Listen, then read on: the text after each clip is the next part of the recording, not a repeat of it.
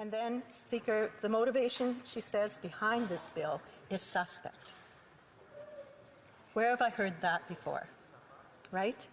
Where are we hearing it today? On all kinds of social media. Dangerous, dangerous. I have to say, what she is really saying is that the motivation behind the bill being suspect, she's actually saying that the bill is suspect because it was put forward by me. What a demeaning attitude towards an issue that is so important to women in this country. That's right. And yet, she supported this very bill herself when it was part of my previous bill that called for protections for pregnant women in the criminal code. She saw that unity amongst most Canadians existed then for what has now been written as the Violence Against Pregnant Women Act, period. Joyce Arthur expressed support for my previous bill, but said if only the aggravating circumstances portion was what was kept.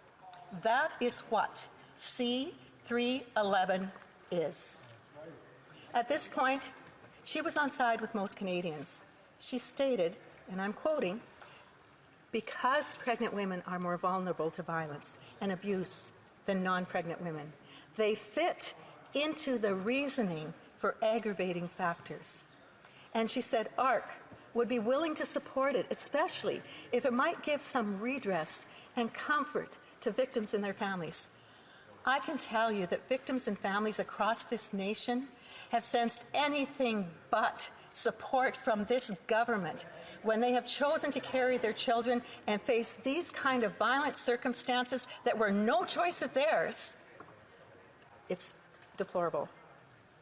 And yet, she did not stand in the gap, challenge the government of the day to support the bill going to committee to consider this amendment. I wonder why. Unfortunately then, and we will witness today what extent in further debate today, current members of Parliament either support or fail to represent the view of the majority of Canadians on the Violence Against Pregnant Women Act. Why do supposed anti-gender-based violence organizations and politicians refuse to prioritize the safety and security of women when they're pregnant? What's going on there? Why do they choose to turn a deaf ear to the vast majority of Canadians who want to see this bill passed? What is the motivation for that? Canadians have woken up to what some of that motivation is. What I find most incomprehensible is when women fail women.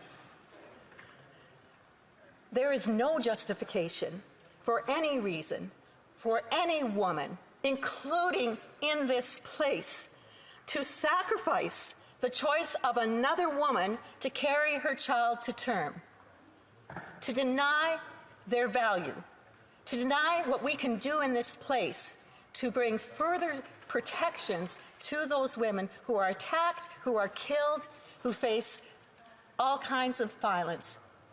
And we are ignoring them in this place for another agenda.